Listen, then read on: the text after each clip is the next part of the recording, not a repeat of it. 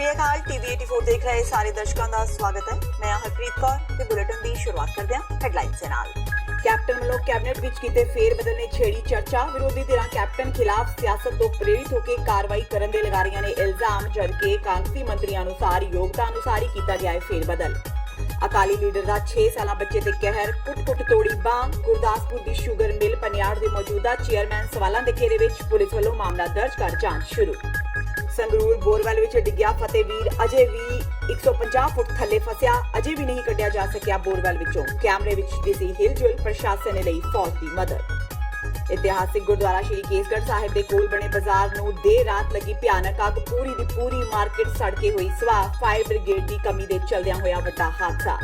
ते शहीदां दे सरताज श्री गुरु अर्जन देव जी का शहीदी दिहाड़ा श्री हरमंदर साहिब विखे श्रद्धा भावना नाल मनाया गया। ਲੱਖਾਂ ਦੀ ਗਿਣਤੀ ਵਿੱਚ ਸ਼ਰਧਾਲੂਆਂ ਨੇ ਗੁਰੂ ਘਰਾਂ ਦਾ ਆਸ਼ੀਰਵਾਦ ਪ੍ਰਾਪਤ ਕੀਤਾ। ਸੂਬੇ ਭਰ ਵਿੱਚ ਠੰਡੇ ਮਿੱਠੇ ਜਲ ਵੀ ਵਰਤਾਏ ਗਏ। ਤੇ ਹੁਣ ਇਹਨਾਂ ਖਬਰਾਂ ਦਾ ਵਿਸਥਾਰ। ਭੋਪਾਲ ਤੋਂ ਭਾਜਪਾ ਦੀ ਟਿਕਟ ਤੋਂ ਨਵੀਂ ਬਣੀ ਐਮਪੀ ਪ੍ਰਗਿਆ ਠਾਕੁਰ ਦੀ ਅੱਜ ਪੇਸ਼ੀ ਹੋਈ। ਮਾਲੇਗਾਂव ਬੰਬ ਧਮਾਕਿਆਂ ਦੀ ਦੋਸ਼ੀ ਭੋਪਾਲ ਤੋਂ ਸੰਸਦ ਮੈਂਬਰ ਪ੍ਰਗਿਆ ਠਾਕੁਰ ਅੱਜ ਯਾਨੀ ਸ਼ੁੱਕਰਵਾਰ ਨੂੰ ਮੁੰਬਈ ਦੀ ਵਿਸ਼ੇਸ਼ NIA ਕੋਰਟ ਵਿੱਚ ਤਰੀਕ ਭੁਗਤਣ ਪਹੁੰਚੇ। ਕੋਰਟ ਵਿੱਚ ਜੱਜ ਦੇ ਸਵਾਲਾਂ ਦੇ ਜਵਾਬ ਵਿੱਚ ਉਹਨਾਂ ਨੇ ਕੋਈ ਜਾਣਕਾਰੀ ਨਾ ਹੋਣ ਦੀ ਗੱਲ ਕਹੀ। ਮਾਲੇਗਾਂव ਵਿੱਚ ਹੋਏ ਬੰਬ ਧਮਾਕਿਆਂ ਤੇ ਜਦੋਂ ਉਹਨਾਂ ਤੋਂ ਪੁੱਛਿਆ ਗਿਆ ਤਾਂ ਉਹਨਾਂ ਕਿਹਾ ਕਿ ਮੈਨੂੰ ਕੁਝ ਪਤਾ ਨਹੀਂ ਹੈ। ਕੋਰਟ ਨੇ ਪਿਛਲੇ ਹਫ਼ਤੇ ਹੀ ਧਮਾਕਿਆਂ ਦੇ ਸਾਰੇ ਦੋਸ਼ੀਆਂ ਨੂੰ ਹਫ਼ਤੇ ਵਿੱਚ ਘੱਟੋ-ਘੱਟ ਇੱਕ ਵਾਰ ਪੇਸ਼ ਹੋਣ ਦਾ ਨਿਰਦੇਸ਼ ਦਿੱਤਾ ਸੀ। ਵੀਰਵਾਰ ਨੂੰ ਖਰਾਬ ਸਿਹਤ ਦਾ ਹਵਾਲਾ ਦਿੰਦਿਆਂ ਪ੍ਰਗਿਆ ਕੋਰਟ ਵਿੱਚ ਪੇਸ਼ ਨਹੀਂ ਸੀ ਹੋਈ। ਸੁਣਵਾਈ ਦੌਰਾਨ ਵਿਸ਼ੇਸ਼ NIA ਜੱਜ ਨੇ ਪ੍ਰਗਿਆ ਠਾਕੁਰ ਤੋਂ ਪੁੱਛਿਆ ਕਿ ਹੁਣ ਤੱਕ ਜਿੰਨੇ ਵੀ ਗਵਾਹਾਂ ਤੋਂ ਪੁੱਛਗਿੱਛ ਹੋਈ ਉਹਨਾਂ ਤੋਂ ਇਹ ਨਿਕਲ ਕੇ ਸਾਹਮਣੇ ਆਇਆ ਹੈ ਕਿ 29 ਸਤੰਬਰ 2008 ਨੂੰ ਧਮਾਕਾ ਹੋਇਆ ਸੀ। ਇਸ ਬਾਰੇ ਤੁਹਾਡਾ ਕੀ ਕਹਿਣਾ ਹੈ? ਇਸ ਦੇ ਜਵਾਬ ਵਿੱਚ ਪ੍ਰਗਿਆ ਨੇ ਕਿਹਾ ਕਿ ਉਹ ਕੁਝ ਨਹੀਂ ਜਾਣਦੀ। ਕੋਰਟ ਵਿੱਚ ਜੱਜ ਨੇ ਜਦੋਂ ਭੋਪਾਲ ਤੋਂ ਭਾਜਪਾ ਸੰਸਦ ਮੈਂਬਰ ਤੋਂ ਪੁੱਛਿਆ ਕਿ ਕੀ ਤੁਹਾਨੂੰ ਪਤਾ ਹੈ ਜਾਂ ਤੁਹਾਡੇ ਵਕੀਲ ਨੇ ਤੁਹਾਨੂੰ ਸੂਚਨਾ ਦਿੱਤੀ ਹੈ ਕਿ ਹੁਣ ਤੱਕ ਕੁੱਲ ਕਿੰਨੇ ਗਵਾਹਾਂ ਤੋਂ ਪੁੱਛਗਿੱਛ ਹੋ ਚੁੱਕੀ ਹੈ, ਇਸ ਤੇ ਉਹਨਾਂ ਫਿਰ ਕਿਹਾ ਮੈਨੂੰ ਕੁਝ ਪਤਾ नहीं। मेरे कोर्ट सवाल तो आप लोग करते हो, फालतू की बात करते हो, इसलिए मुझे कुछ कहना ही नहीं है। कोर्ट के बारे में आप बताएं। अब मुझे कुछ नहीं कहना है, आप लोगों को जो करना है करो जाके। ਦੁਬਈ ਵਿੱਚ ਇੱਕ ਬੱਸ ਹਾਦਸਾਗ੍ਰਸਤ ਹੋ ਜਾਣ ਨਾਲ 17 ਲੋਕਾਂ ਦੀ ਮੌਤ ਹੋ ਗਈ, ਜਿਨ੍ਹਾਂ ਵਿੱਚੋਂ 8 ਭਾਰਤੀ ਸ਼ਾਮਿਲ ਸਨ। 31 ਯਾਤਰੀਆਂ ਨਾਲ ਭਰੀ ਬੱਸ ਓਮਾਨ ਤੋਂ ਦੁਬਈ ਜਾ ਰਹੀ ਸੀ ਤੇ ਰਸਤੇ ਵਿੱਚ ਲੱਗੇ ਸਾਈਨ ਬੋਰਡ ਨਾਲ ਟੱਕਰ ਦੌਰਾਨ ਇਹ ਹਾਦਸਾ ਵਾਪਰ ਗਿਆ। ਦੁਬਈ ਪੁਲਿਸ ਨੇ ਦੁਰਘਟਨਾ ਦੀ ਸੂਚਨਾ ਭਾਰਤੀ ਐਮਬੈਸੀ ਨੂੰ ਦੇ ਦਿੱਤੀ ਹੈ। ਹਾਦਸੇ ਤੇ ਦੁੱਖ ਪ੍ਰਗਟਾਉਂਦਿਆਂ ਦੁਬਈ ਸਥਿਤ ਭਾਰਤੀ ਦੂਤਘਰ ਨੇ ਸਿਲਸਿਲੇਵਾਰ ਟਵੀਟ ਜ਼ਰੀਏ ਜਾਣਕਾਰੀ ਮੁਹੱਈਆ ਕਰਵਾ ਦਿੱਤੀ ਹੈ। ਭਾਰਤੀ ਦੂਤਘਰ ਨੇ ਟਵੀਟ ਕਰਕੇ ਕਿਹਾ, ਸਾਡਾ ਵਣਜ ਦੂਤਘਰ ਉਹਨਾਂ ਲੋਕਾਂ ਦੇ ਪਰਿਵਾਰਾਂ ਪ੍ਰਤੀ ਡੂੰਘੀ ਹਮਦਰਦੀ ਰੱਖਦਾ ਹੈ ਜੋ ਇਸ ਹਾਦਸੇ ਵਿੱਚ ਗੁਜ਼ਰ ਗਏ। ਹੋਰ ਅਧਿਕਾਰੀਆਂ ਨਾਲ ਪੀੜਤ ਦੇ ਰਿਸ਼ਤੇਦਾਰਾਂ, ਹਸਪਤਾਲ ਤੇ ਪੁਲਿਸ ਅਧਿਕਾਰੀਆਂ ਨਾਲ ਅਸੀਂ ਮੁਲਾਕਾਤ ਕੀਤੀ ਤੇ ਉਹਨਾਂ ਪੂਰੀ ਮਦਦ ਦਾ ਭਰੋਸਾ ਦਿੱਤਾ ਹੈ। ਮੁੱਖ ਮੰਤਰੀ ਕੈਪਟਨ ਅਮਰਿੰਦਰ ਸਿੰਘ ਵੱਲੋਂ ਕੈਬਨਿਟ ਮੰਤਰੀਆਂ ਦੇ ਮੰਤਰਾਲੇ ਬਦਲਣ ਤੇ ਬਲਬੀਰ ਸਿੰਘ ਸਿੱਧੂ ਉਹਨਾਂ ਨੂੰ ਨਵੇਂ ਮਿਲੇ ਪੋਰਟਫੋਲੀਓ ਨੂੰ ਤਰੱਕੀ ਵਜੋਂ ਦੇਖ ਰਹੇ ਨੇ। ਯਾਦ ਰਹੇ ਪਹਿਲਾਂ ਬਲਬੀਰ ਸਿੱਧੂ ਐਨੀਮਲ ਹਸਬੈਂਡਰੀ ਮਹਿਕਮੇ ਦੇ ਮੰਤਰੀ ਸਨ, ਹੁਣ ਉਹਨਾਂ ਨੂੰ ਸਿਹਤ ਮੰਤਰੀ ਬਣਾ ਦਿੱਤਾ ਗਿਆ ਹੈ। ਇੱਕ ਪਾਸੇ ਨਵਜੋਤ ਸਿੱਧੂ ਸਥਾਨਕ ਸਰਕਾਰਾਂ ਵਿਭਾਗ ਦੇ ਅੰਕੜੇ ਪੇਸ਼ ਕਰਕੇ ਆਪਣੀ ਪਰਫਾਰਮੈਂਸ ਦਾ ਬਿਊਰਾ ਦੇਣ ਦੀ ਕੋਸ਼ਿਸ਼ ਕਰ ਰਹੇ ਨੇ ਤੇ ਦੂਜੇ ਪਾਸੇ ਬਲਬੀਰ ਸਿੱਧੂ ਕੈਬਨਿਟ ਵਿੱਚ ਆਪਣੇ ਨਵੇਂ ਪੋਰਟਫੋਲੀਓ ਨੂੰ ਤਰੱਕੀ ਵਜੋਂ ਦੇਖ ਰਹੇ ਨੇ। ਬਲਬੀਰ ਸਿੱਧੂ ਨੇ ਕਿਹਾ ਕਿ ਸਿਹਤ ਵਿਭਾਗ ਗ੍ਰਹਿ ਮੰਤਰਾਲੇ ਤੇ ਵਿੱਤ ਮੰਤਰਾਲੇ ਤੋਂ ਬਾਅਦ ਆਉਂਦਾ ਹੈ। ਦੂਜੇ ਪਾਸੇ ਬ੍ਰਹਮ ਮਹਿੰਦਰਾ ਦੀ ਸੀਨੀਅਰਤਾ ਬਾਰੇ ਦੱਸਦਿਆਂ ਬਲਬੀਰ ਸਿੱਧੂ ਨੇ ਕਿਹਾ ਕਿ ਲੋਕਲ ਬਾਡੀ ਸਿਹਤ ਤੋਂ ਵੀ ਵੱਡਾ ਵਿਭਾਗ ਹੈ। ਇਸ ਦੇ ਨਾਲ ਹੀ ਨਵਜੋਤ ਸਿੱਧੂ ਦੀ ਪਰਫਾਰਮੈਂਸ ਤੇ ਬੋਲਦਿਆਂ ਉਹਨਾਂ ਕਿਹਾ ਕਿ ਬੇਸ਼ੱਕ ਨਵਜੋਤ ਸਿੱਧੂ ਨੇ ਆਪਣੇ ਵਿਭਾਗ ਨੂੰ ਮੁਨਾਫੇ ਵਿੱਚ ਲਿਆਂਦਾ, ਪਰ ਸ਼ਾਇਦ ਉਹ ਲੋਕਾਂ ਤੱਕ ਸੁਵਿਧਾਵਾਂ ਨਹੀਂ ਪਹੁੰਚਾ ਸਕੇ। ਦੱਸ ਦਈਏ ਕਿ ਨਵਜੋਤ ਸਿੱਧੂ ਨੇ ਨਵਾਂ ਮੰਤਰਾਲਾ ਨਹੀਂ ਸੰਭਿਆ। ਅੱਜ ਉਹਨਾਂ ਮੁੱਖ ਮੰਤਰੀ ਕੈਪਟਨ ਅਮਰਿੰਦਰ ਸਿੰਘ ਵੱਲੋਂ ਉਹਨਾਂ ਨੂੰ ਸੌਂਪੇ ਬਿਜਲੀ ਮੰਤਰਾਲੇ ਦਾ ਚਾਰਜ ਸੰਭਾਲਣਾ ਸੀ, ਪਰ ਉਹਨਾਂ ਅਜਿਹਾ ਨਹੀਂ ਕੀਤਾ। ਦੇਖੋ, ਮੈਂ ਪਹਿਲੀ ਗੱਲ ਤਾਂ ਧੰਨਵਾਦ ਕਰਦਾ ਮਾਨਯੋਗ CM ਸਾਹਿਬ ਦਾ, ਭਾਰਤੀ ਹਾਈ ਕਮਾਂਡ ਦਾ, ਜਿਨ੍ਹਾਂ ਨੇ ਮੈਨੂੰ ਮੇਰੇ 'ਤੇ ਭਰੋਸਾ ਪ੍ਰਗਟ ਕੀਤਾ ਹੈ ਤੇ ਡਿਪਟੀ ਜ਼ਿੰਮੇਵਾਰੀ ਦਿੱਤੀ ਹੈ। ਉਸ ਤੋਂ ਬਾਅਦ ਮੈਂ ਧੰਨਵਾਦ ਕਰਦਾ ਆਪਣੀ ਕੰਸਟੀਚੁਐਂਸੀ ਦੇ ਹਲਕੇ ਦੇ ਲੋਕਾਂ ਦਾ, ਜਿਨ੍ਹਾਂ ਦੀ ਬਦੌਲਤ ਮੈਨੂੰ 3 ਵਾਰ ਵਿਧਾਨ ਸਭਾ ਮੌਕਾ ਜਾਣ ਦਾ ਮੌਕਾ ਮਿਲਿਆ। ਔਰ ਉਹਨਾਂ ਦੀ ਬਦੌਲਤ ਹੀ ਮੈਂ ਪਹਿਲਾਂ ਵਜ਼ੀਰ ਬਣਿਆ, ਉਹਨਾਂ ਦੀ ਬਦੌਲਤ ਹੀ ਮੈਂ ਅੱਜ ਮੈਨੂੰ ਇਹ ਮੇਰੀ ਪ੍ਰਮੋਸ਼ਨ ਹੋਈ ਕਿ ਮੈਂ ਜਿਹੜਾ ਇਲੈਕਸ਼ਨ ਸੀਗਾ ਪਾਰਲੀਮੈਂਟ ਦਾ, ਉਹਦੇ ਵਿੱਚ ਮੇਰੇ ਹਲਕੇ ਦੇ ਲੋਕਾਂ ਨੇ ਬਹੁਤ ਵੱਡਾ ਸਹਿਯੋਗ ਦਿੱਤਾ ਤੇ ਉਸ ਕਰਕੇ CM ਸਾਹਿਬ ਨੂੰ ਵੀ ਇਸ ਗੱਲ ਦੀ ਖੁਸ਼ੀ ਹੋਈ ਤੇ ਸਾਡਾ ਜਿਹੜਾ ਉਮੀਦਵਾਰ ਸੀ ਮਨੀਸ਼ ਤਿਵਾੜੀ, ਉਹ ਚੰਗੇ ਮਾਰਜਨ ਜਿੱਤ ਕੇ ਗਏ। ਜਦੋਂ ਕੋਈ ਸਾਰੇ ਪਾਸੇ ਹਵਾ ਬੜੀ ਟੇਢੀ ਚੱਲਦੀ ਸੀ, ਪਰ ਸਾਡੇ ਸ਼ਹਿਰ ਨੇ, ਸਾਡੇ ਇਲਾਕੇ ਦੇ ਪਿੰਡਾਂ ਨੇ ਬਹੁਤ ਵੱਡਾ ਮੈਨੂੰ ਬਹੁਮਤ ਦਿੱਤਾ ਤੇ ਉਸ ਗੱਲ ਦਾ ਰਿਵਾਰਡ ਮਿਲਿਆ ਤੇ ਉਹਦੇ ਲਈ ਮੈਂ CM ਸਾਹਿਬ ਨੂੰ ਉਸ ਗੱਲ ਤੇ ਮੋਹਰ ਲਾਈ ਹੈ ਤੇ ਉਹਦੇ ਲਈ ਮੈਂ ਧੰਨਵਾਦ ਕਰਦਾ ਸਾਰਿਆਂ ਦਾ। ਤੇ ਇਸ ਤਰ੍ਹਾਂ ਹੀ ਮੈਂ ਬ੍ਰਹਮ ਮਹਿੰਦਰਾ ਜੀ ਤੋਂ ਵੀ ਗਾਈਡਲਾਈਨ ਲੈ ਕੇ, ਜੋ ਉਹਨਾਂ ਦਾ ਡਿਪਾਰਟਮੈਂਟ ਉਹਨਾਂ ਦਾ ਬੜਾ ਅੱਛਾ ਤਜਰਬਾ ਹੈ, ਬੜੇ ਪੁਰਾਣੇ ਸਾਡੇ ਸੀਨੀਅਰ ਲੀਡਰ ਨੇ, ਉਹਨਾਂ ਤੋਂ ਮੈਨੂੰ ਸਿੱਖਣ ਨੂੰ ਮੈਂ ਸਿੱਖਾਂਗਾ ਤੇ ਉਹਨਾਂ ਨੂੰ ਸਾਰੀ ਇਹਦੀ ਬੈਕਗ੍ਰਾਉਂਡ ਸਮਝ ਲੈ ਕੇ ਤੇ ਮੈਂ ਅੱਗੇ ਵਧਣ ਦੀ ਕੋਸ਼ਿਸ਼ ਕਰਾਂਗਾ। ਕੈਪਟਨ ਅਮਰਿੰਦਰ ਸਿੰਘ ਵੱਲੋਂ ਨਵਜੋਤ ਸਿੱਧੂ ਦਾ ਮਹਿਕਮਾ ਬਦਲੇ ਜਾਣ ਤੋਂ ਬਾਅਦ ਲੋਕ ਇਨਸਾਫ ਪਾਰਟੀ ਦੇ ਮੁਖੀ ਸਿਮਰਜੀਤ ਸਿੰਘ ਬੈਂਸ ਨੇ ਕਿਹਾ ਹੈ ਕਿ ਸਿੱਧੂ ਦੇ ਆਉਣ ਨਾਲ ਸਥਾਨਕ ਸਰਕਾਰਾਂ ਵਿਭਾਗ ਨੂੰ ਬਲ ਮਿਲਿਆ ਸੀ ਤੇ ਇਸ ਵਿਭਾਗ ਦੀ ਕਾਰਗੁਜ਼ਾਰੀ ਵੀ ਚੰਗੀ ਸੀ। ਬੈਂਸ ਨੇ ਕਿਹਾ ਕਿ ਸਿੱਧੂ ਨੂੰ ਜਾਣ ਬੁੱਝ ਕੇ ਟਾਰਗੇਟ ਕੀਤਾ ਜਾ ਰਿਹਾ ਹੈ। ਬੈਂਸ ਨੇ ਕਿਹਾ ਕਿ ਪੰਜਾਬ ਦੀ ਜਨਤਾ ਸੱਚ ਤੇ ਝੂਠ ਵਿੱਚ ਫਰਕ ਜਾਣਦੀ ਹੈ ਤੇ ਸਿੱਧੂ ਵੀ ਸੱਚ ਬੋਲਣ ਵਾਲਾ ਲੀਡਰ ਹੈ। ਉਹਨਾਂ ਕਿਹਾ ਕਿ ਜਿਹੜਾ ਲੁੱਟ ਖਸੁੱਟ ਦਾ ਕੰਮ ਬੀਤੇ 10 ਸਾਲਾਂ ਦੌਰਾਨ ਬਾਦਲ ਸਰਕਾਰ ਨੇ ਕੀਤਾ ਸੀ, ਉਹੀ ਹੁਣ ਕੈਪਟਨ ਜੁੰਡਲੀ ਕਰ ਰਹੀ ਹੈ। ਬੈਂਸ ਨੇ ਕਿਹਾ ਕਿ ਕੈਪਟਨ ਦੇ ਮੁੱਖ ਮੰਤਰੀ ਬਣਨ ਨਾਲ ਪੰਜਾਬ ਦੀ ਆਰਥਿਕਤਾ ਵੱਡੇ ਪੱਧਰ ਤੇ ਤਬਾਹ ਹੋ ਰਹੀ ਹੈ। ਇਸ ਦੇ ਨਾਲ ਹੀ ਸਿਮਰਜੀਤ ਸਿੰਘ ਬੈਂਸ ਨੇ ਨਵਜੋਤ ਸਿੰਘ ਸਿੱਧੂ ਨੂੰ ਪੰਜਾਬ ਡੈਮੋਕ੍ਰੈਟਿਕ ਅਲਾਇੰਸ ਦਾ ਹਿੱਸਾ ਬਣਨ ਦਾ ਵੀ ਸੱਦਾ ਦਿੱਤਾ। ਬੈਂਸ ਨੇ ਕਿਹਾ ਕਿ ਉਹ 2022 ਵਿੱਚ ਸਿੱਧੂ ਨੂੰ ਮੁੱਖ ਮੰਤਰੀ ਦੇ ਚਿਹਰੇ ਵਜੋਂ ਪੇਸ਼ ਕਰਨਗੇ ਤੇ ਲੋਕਾਂ ਵਿੱਚ ਜਾਣਗੇ। ਹਾਲਾਂਕਿ ਉਹਨਾਂ ਸਾਫ਼ ਕੀਤਾ ਕਿ ਅਜੇ ਇਸ ਸੰਬੰਧੀ ਕੋਈ ਗੱਲਬਾਤ ਨਹੀਂ ਹੋਈ ਹੈ, ਪਰ ਉਹ ਜਲਦੀ ਹੀ ਇਸ ਵਿਸ਼ੇ ਤੇ ਗੱਲਬਾਤ ਕਰਨਗੇ। ਬੈਂਸ ਨੇ ਕਿਹਾ ਕਿ ਉਹਨਾਂ ਪਹਿਲਾਂ ਹੀ ਸਿੱਧੂ ਨੂੰ ਕਾਂਗਰਸ ਦਾ ਹਿੱਸਾ ਨਾ ਬਣਨ ਦੀ ਸਲਾਹ ਦਿੱਤੀ ਸੀ, ਪਰ ਅਜੇ ਵੀ ਡੁੱਲੇ ਬੇਰਾਂ ਦਾ ਕੁਝ ਨਹੀਂ ਵਿਗੜਿਆ। ਪਾਵਰ ਦੇਤੀ ਨਵਜੋਤ ਸਿੱਧੂ ਨੂੰ, ਪਾਵਰ ਮਿਲੀ ਹੈ। ਪਾਵਰ ਮਿਨਿਸਟਰ ਨਾਲ ਕੋ ਪਾਵਰ ਹੈ, ਕਿਉਂਕਿ ਪੰਜਾਬ ਦੇ ਲੋਕ ਸਭ ਸਮਝਦੇ ਆ ਚੋਰ ਕੌਣ ਆ ਤੇ ਸਾਧ ਕੌਣ ਆ, ਬੇਈਮਾਨ ਕੌਣ ਆ, ਇਮਾਨਦਾਰ ਕੌਣ ਆ, ਸੱਚਾ ਕੌਣ ਆ ਤੇ ਝੂਠਾ ਕੌਣ ਆ, ਇਹ ਸਭ ਜਾਣਦੇ। ਜੇ ਨਵਜੋਤ ਸਿੱਧੂ ਨੇ ਸੱਚ ਬੋਲਤਾ, ਸੱਚਾਈ ਬੜੀ ਕੜਵੀ ਹੁੰਦੀ ਆ, ਬੋਲਣੀ ਵੀ ਔਖੀ ਆ ਤੇ ਸੁਣਨੀ ਵੀ ਔਖੀ ਆ। ਮੈਂ ਕਹਿੰਦਾ ਹੁਣ ਰਾਜੇ ਵੜਿੰਗ ਤੇ ਵੀ ਕਰੇ ਕੈਪਟਨ ਅਮਰਿੰਦਰ ਸਿੰਘ ਕਾਰਵਾਈ, ਕਿਹਦੇ ਤੇ ਕੈਪਟਨ ਅਮਰਿੰਦਰ ਸਿੰਘ ਕਾਰਵਾਈ ਕਰਨਗੇ। ਅੱਜ ਤਾਂ ਇੱਕ ਅਨਫੋਰਚੂਨੇਟਲੀ ਹਾਲਾਤ ਕੈਪਟਨ ਅਮਰਿੰਦਰ ਸਿੰਘ ਦੇ ਹੱਕ ਦੇ ਵਿੱਚ ਇਸ ਕਰਕੇ ਪੋਜ਼ਿਟਿਵ ਹੋ ਗਏ ਕਿਉਂਕਿ ਕਾਂਗਰਸ ਹਾਈ ਕਮਾਂਡ ਵੀਕ ਹੈ।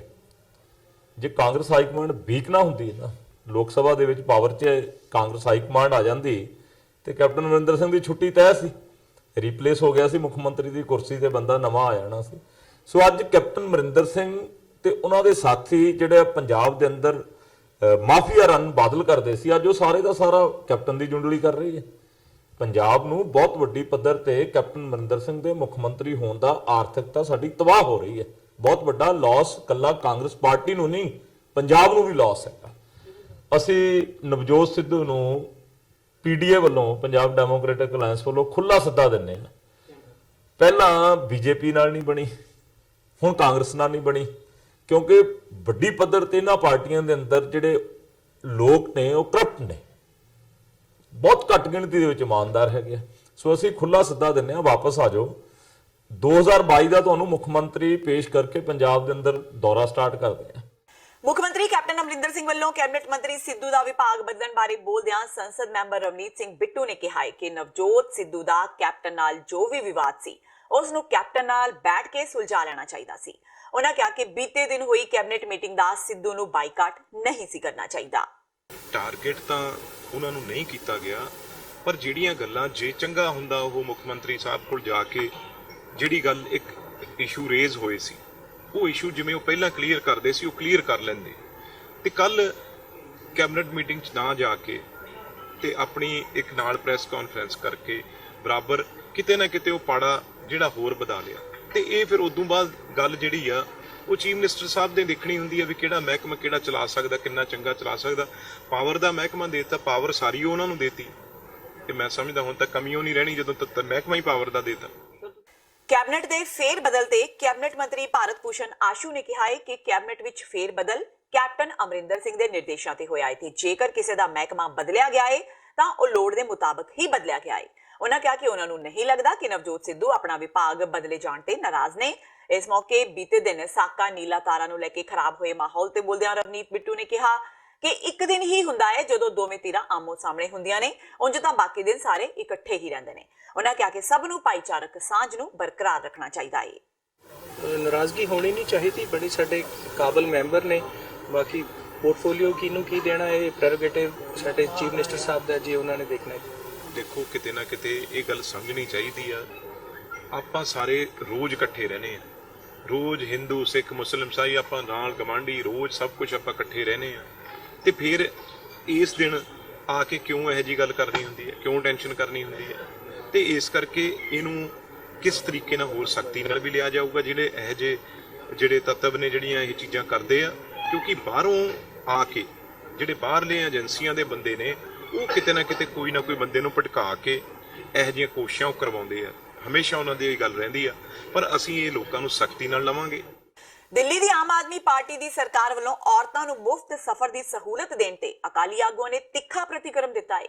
ਪਰਮਿੰਦਰ ਸਿੰਘ ਢੀਂਡਸਾ ਨੇ ਅਰਵਿੰਦ ਕੇਜਰੀਵਾਲ ਵੱਲੋਂ ਲੋਕਾਂ ਨੂੰ ਦਿੱਤੀਆਂ ਜਾ ਰਹੀਆਂ ਸਹੂਲਤਾਂ ਤੇ ਬੋਲਦਿਆਂ ਕਿਹਾ ਕਿ ਦਿੱਲੀ ਵਿੱਚ ਚੋਣਾਂ ਆ ਰਹੀਆਂ ਨੇ, ਜਿਸ ਨੂੰ ਮੁੱਖ ਰੱਖਦਿਆਂ ਕੇਜਰੀਵਾਲ ਔਰਤਾਂ ਨੂੰ ਅਜਿਹੀਆਂ ਸੁਵਿਧਾਵਾਂ ਦੇ ਰਹੇ ਨੇ। ਢੀਂਡਸਾ ਨੇ ਕਿਹਾ ਕਿ ਆਮ ਆਦਮੀ ਪਾਰਟੀ ਆਪਣਾ ਆਧਾਰ ਗਵਾ ਚੁੱਕੀ ਹੈ ਤੇ ਹੁਣ ਲੋਕ ਲੁਭਾਵਣੀਆਂ ਨੀਤੀਆਂ ਨਾਲ ਚੋਣਾਂ ਜਿੱਤਣਾ ਚਾਹੁੰਦੀ ਹੈ। ਦੇਖੋ ਉਹਦਾ ਤਾਂ ਕੋਈ ਵੀ ਸਰਕਾਰ ਕੋਲ ਆਪਦਾ ਅਧਿਕਾਰ ਹੈ ਫੈਸਲਾ ਕਰਨ ਦਾ ਵੀ ਕੀ ਚਾਹੁੰਦੇ ਨੇ, ਤੇ ਹੁਣ ਉਹ ਤਾਂ ਆ ਕੇ ਸਮਾਂ ਦੱਸੇਗਾ ਵੀ ਉਹਦਾ ਕਿਵੇਂ ਲਾਹਾ ਮਿਲਦਾ, ਫਾਇਦਾ ਮਿਲਦਾ।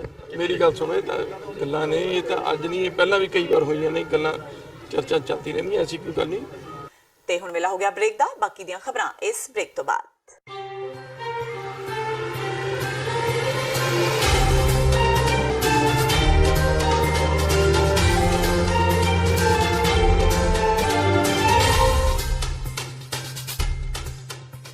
ਸ਼ਹੀਦਾਂ ਦੇ ਸਰਤਾਜ ਸ਼੍ਰੀ ਗੁਰੂ ਅਰਜਨ ਦੇਵ ਜੀ ਮਹਾਰਾਜ ਦੀ ਸ਼ਹਾਦਤ ਤੇ ਜੂਨ 1984 ਦੇ ਸ਼ਹੀਦਾਂ ਦੀ ਯਾਦ ਵਿੱਚ 9 ਜੂਨ 2019 ਦਿਨ ਐਤਵਾਰ ਨੂੰ ਸਵੇਰੇ 11 ਵਜੇ ਸੈਨ ਫਰਾਂਸਿਸਕੋ ਸ਼ਹਿਰ ਵਿਖੇ ਰਿਮੈਂਬਰੈਂਸ ਮਾਰਚ ਤੇ ਫਰੀडम ਰੈਲੀ ਕੱਢੀ ਜਾ ਰਹੀ ਹੈ। ਕੈਲੀਫੋਰਨੀਆ ਦੀਆਂ ਸਮੂਹ ਪੰਥਕ ਜਥੇਬੰਦੀਆਂ ਤੇ ਗੁਰਦੁਆਰਾ ਕਮੇਟੀਆਂ ਵੱਲੋਂ ਸਮੂਹ ਸੰਗਤਾਂ ਨੂੰ ਖਾਲਸਾ ਰਾਜ ਦੀ ਮੁਕੰਮਲ ਪ੍ਰਾਪਤੀ ਲਈ ਇਸ ਮਾਰਚ ਵਿੱਚ ਸ਼ਾਮਿਲ ਹੋਣ ਦੀ ਬੇਨਤੀ ਕੀਤੀ ਜਾਂਦੀ ਹੈ। ਵਧੇਰੇ ਜਾਣਕਾਰੀ ਲਈ ਤੁਸੀਂ ਹੇਠ ਦਿੱਤੇ ਨੰਬਰ ਤੇ ਸੰਪਰਕ ਕਰ ਸਕਦੇ ਹੋ।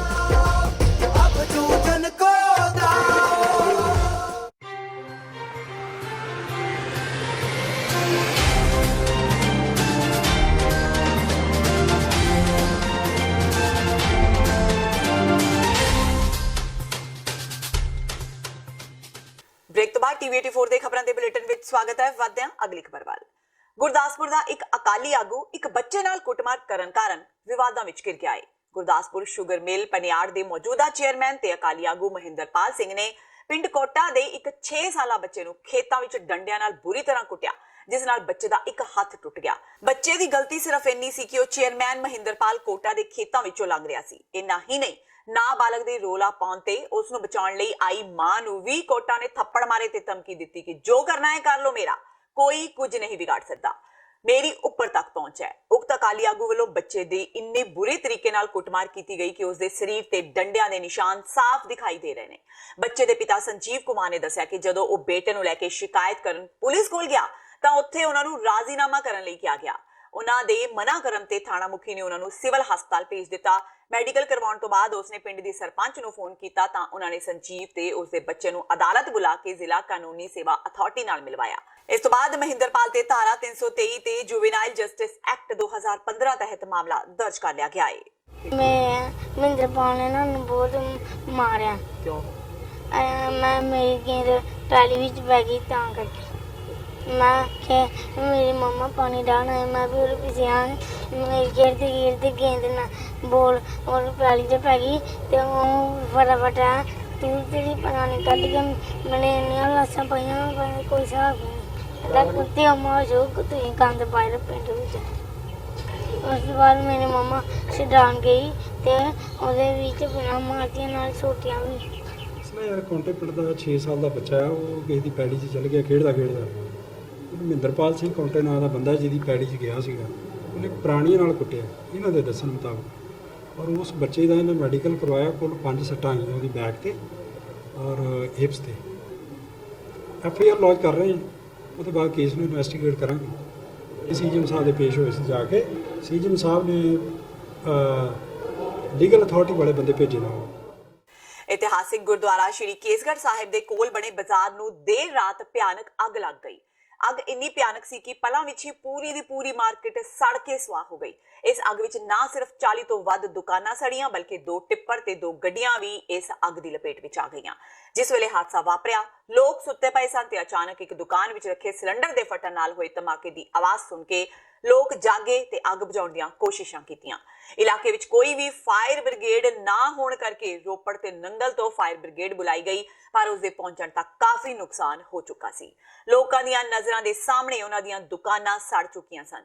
ਲੋਕਾਂ ਵੱਲੋਂ ਜਿੱਥੇ ਪ੍ਰਸ਼ਾਸਨ ਤੋਂ ਫਾਇਰ ਬ੍ਰਿਗੇਡ ਦੀ ਮੰਗ ਕੀਤੀ ਗਈ, ਉੱਥੇ ਹੀ ਗੁਰਦੁਆਰਾ ਸਾਹਿਬ ਵੱਲੋਂ ਆਪਣੇ ਤੌਰ ਤੇ ਫਾਇਰ ਬ੍ਰਿਗੇਡ ਦਾ ਪ੍ਰਬੰਧ ਕੀਤੇ ਜਾਣ ਦੀ ਗੱਲ ਕਹੀ ਗਈ।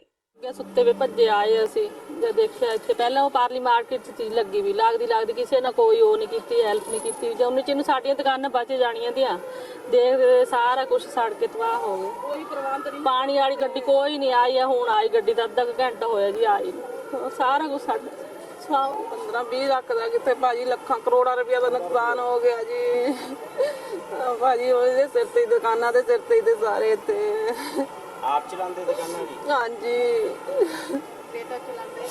ਅੱਛਾ ਜੀ, ਸਾਨੂੰ ਤਾਂ ਕੋਈ ਹੋਰ ਸਹੂਲਤ ਵੀ ਨਹੀਂ। ਹਾਂਜੀ ਬੱਚਿਆਂ ਨੂੰ ਛੁੱਟੀਆਂ? ਹਾਂਜੀ ਬੱਚਿਆਂ ਨੂੰ ਛੁੱਟੀਆਂ ਹੋਈਆਂ, ਹੁਣ ਛੁੱਟੀਆਂ ਪਹਿਲੀ ਤੋਂ ਹੁਣ ਕੰਮ ਸ਼ੁਰੂ ਹੋ ਗਏ ਸੀਗੇ ਲੋਕਾਂ ਦੇ। ਹਾਂਜੀ ਸਭ ਕੁਝ ਸਹੀ। ਤੁਹਾਨੂੰ ਕੀ ਲੱਗਦਾ ਜੀ, ਤੁਹਾਨੂੰ ਕੀ ਲੱਗਦਾ ਫਾਇਰ ਬ੍ਰਿਗੇਡ ਜਿਹੜੀ ਨਹੀਂ ਆਈ? ਇਹ ਬਹੁਤ ਲੇਟ ਆਈ ਹੈ ਜੀ, 4:30 ਕੋਈ ਪ੍ਰਬੰਧ ਹੀ ਨਹੀਂ ਹੈਗਾ। ਇਹ ਬਹੁਤ ਲੇਟ ਆਈ ਹੈ ਜੀ, ਜਦ ਤੱਕ ਤਾਂ ਸਾਰੀ ਮਾਰਕੀਟ ਜਲ ਗਈ ਵੀ ਸੀ ਜੀ।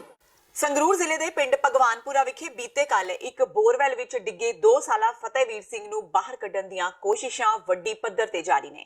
ਫਤਿਹਵੀਰ ਸਿੰਘ ਨੂੰ ਬਚਾਉਣ ਲਈ ਸਥਾਨਕ ਪ੍ਰਸ਼ਾਸਨ, ਐਨਡੀਆਰਐਫ ਦੀ ਟੀਮ ਤੇ ਸਥਾਨਕ ਲੋਕ ਵੱਡੀ ਗਿਣਤੀ ਵਿੱਚ ਬਚਾਅ ਕਾਰਜ ਦੇ ਕੰਮ ਵਿੱਚ ਲੱਗੇ ਹੋਏ ਨੇ। 20 ਘੰਟੇ ਬੀਤਣ ਦੇ ਬਾਵਜੂਦ ਅਜੇ ਤੱਕ ਕੋਈ ਸਫਲਤਾ ਨਹੀਂ ਮਿਲ ਸਕੀ। ਬਚਾਅ ਕਾਰਜਾਂ ਦੇ ਚਲਦਿਆਂ ਬੋਰ ਦੇ ਆਸ-ਪਾਸ करीब 60 फुट डूंगी मिट्टी पुट्टी गई है ते पुट्टण दा काम अजे भी जारी है। बचाव कार्यां नूं होर तेजी नाल करन वास्ते प्रशासन वल्लों फौज नूं बुलाया गया है। फतेहवीर नूं 100 फुट डूंगे बोर विच फसिया होया दस्सिया जा रहा है।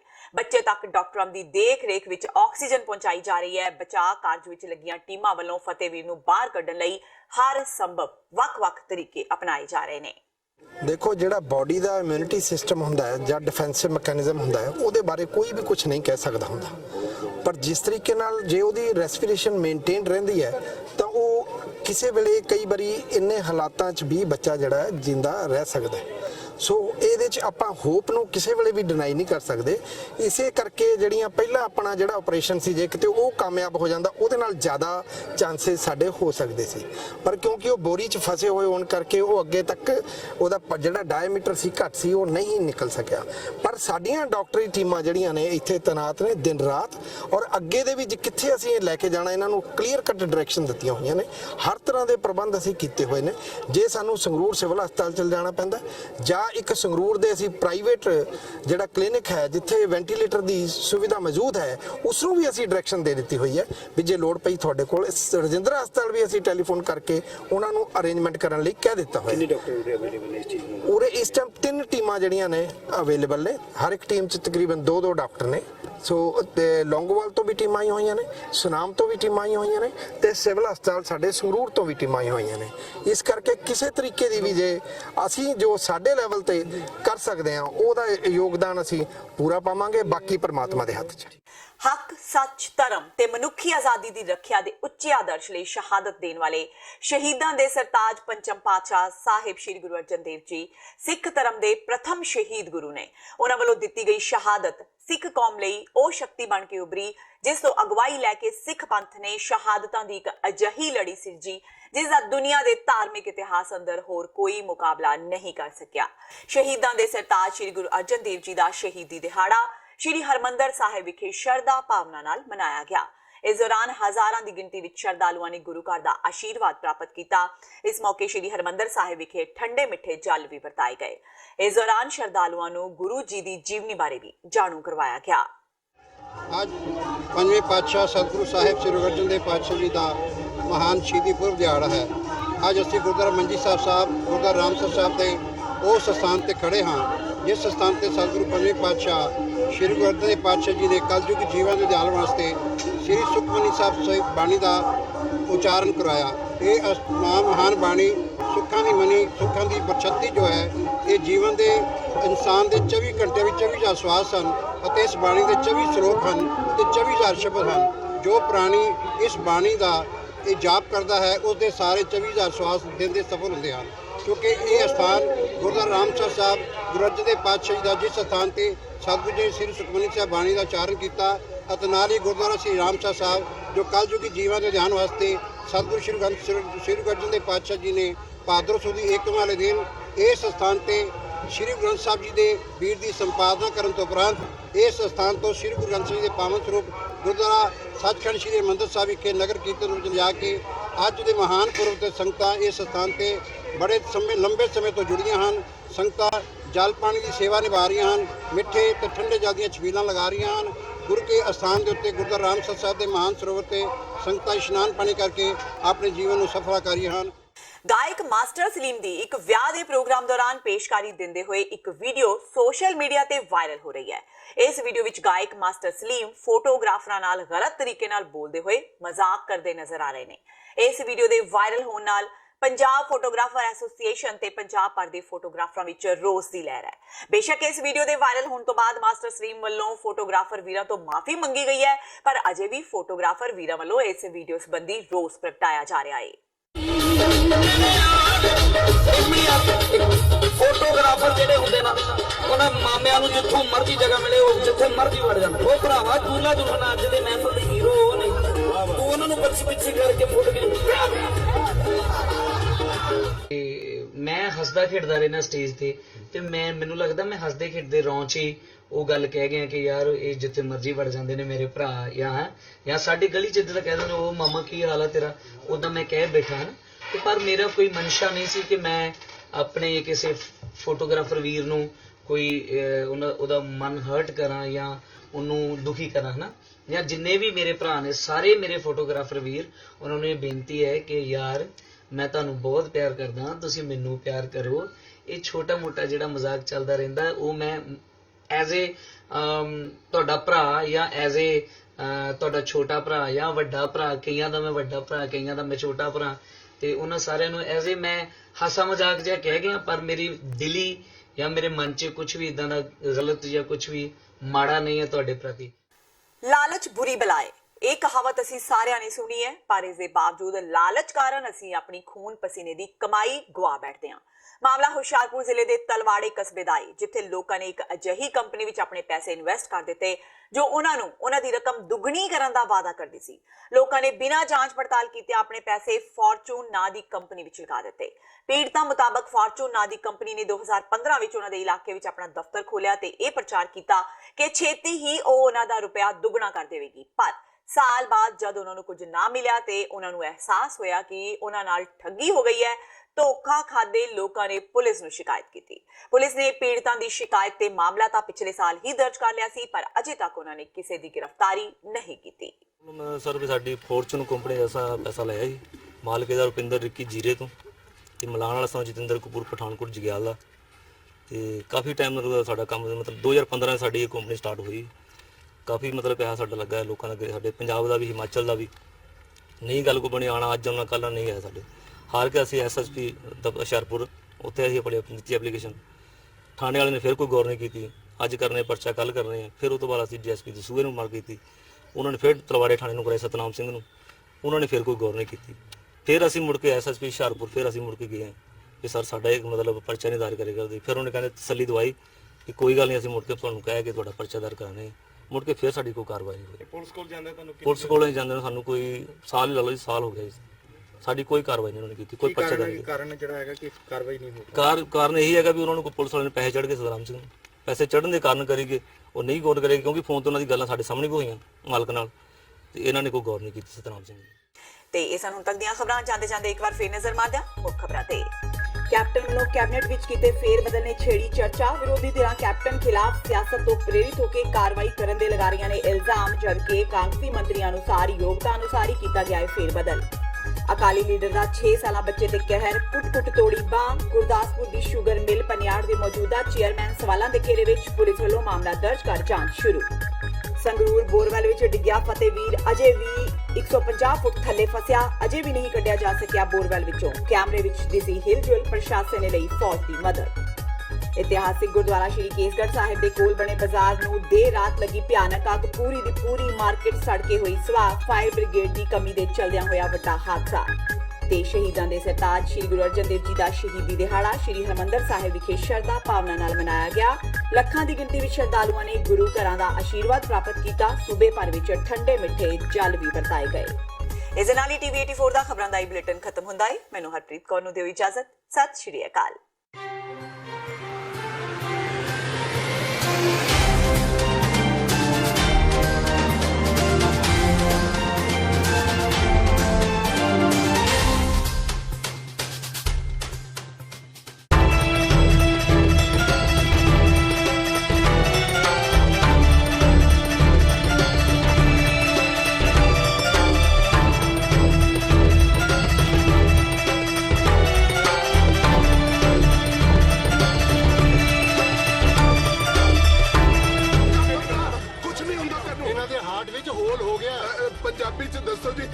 ਸਾਡੇ ਤੋਂ ਇਲਾਜ ਨਹੀਂ ਕਰਾਇਆ ਜਾਣਾ। ਉਹ ਭਾਈ ਜਾਨ ਤੁਹਾਨੂੰ ਕਿਹਨੇ ਕਹਿਤਾ ਕਿ ਬਾਹਰ ਪੜਿਆ ਲਿਖਿਆ ਦੀ ਲੋੜ ਹੈ? ਅੰਗਰੇਜ਼ ਤੇ ਆਪ ਬੜੇ ਪੜੇ ਲਿਖੇ ਕਦੇ ਕੋਈ ਅੰਗਰੇਜ਼ ਤੁਸੀਂ ਅੰਗਰੇਜ਼ੀ ਤੋਂ ਘੱਟ ਗੱਲ ਕਰਦਾ ਸੁਣੋ।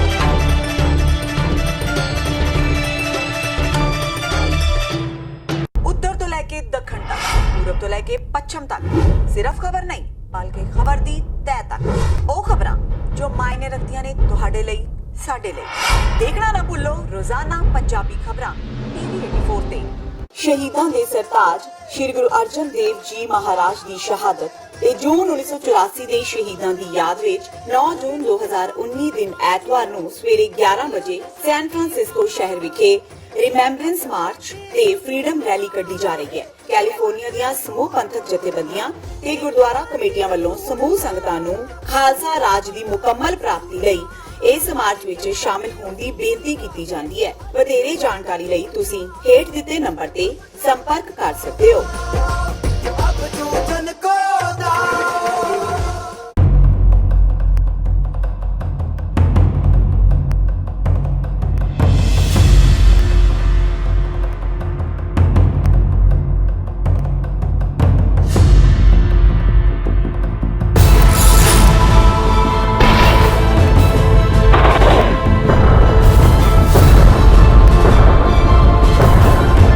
ਵਾਹਿਗੁਰੂ ਜੀ ਕਾ ਖਾਲਸਾ ਵਾਹਿਗੁਰੂ ਜੀ ਕੀ ਫਤਿਹ।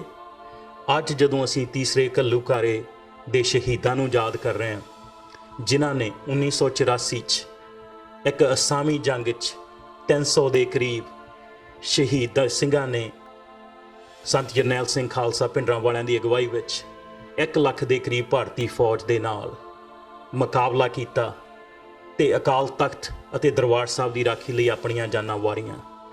ਸੰਤ ਜਰਨੈਲ ਸਿੰਘ ਭਿੰਡਰਾਂਵਾਲਾ ਜੀ ਨੇ ਇੱਕ ਸੁਨੇਹਾ ਸਾਨੂੰ ਦਿੱਤਾ ਸੀ ਕਿ ਜਿਸ ਦਿਨ ਦਰਬਾਰ ਸਾਹਿਬ 'ਚ ਭਾਰਤੀ ਫੌਜ ਆਪਣੇ ਪੈਰ ਰੱਖੇਗੀ ਉਸ ਦਿਨ ਖਾਲਿਸਤਾਨ ਦੀ ਨੀਂਹ ਰੱਖੀ ਜਾਵੇਗੀ।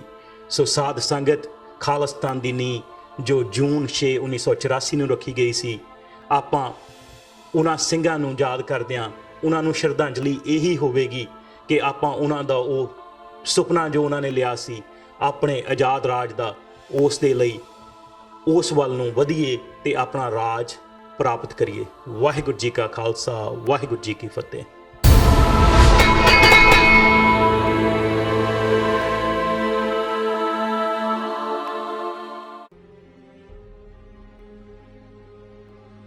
ਪਿਛਲੇ ਲਗਭਗ 3 ਦਹਾਕਿਆਂ ਤੋਂ ਸਿੱਖ ਕੌਮ ਘੱਲੂਘਾਰਿਆਂ ਅਤੇ ਨਸਲਕੁਸ਼ੀਆਂ ਦੇ ਦੌਰ ਵਿੱਚੋਂ ਗੁਜ਼ਰ ਰਹੀ ਹੈ।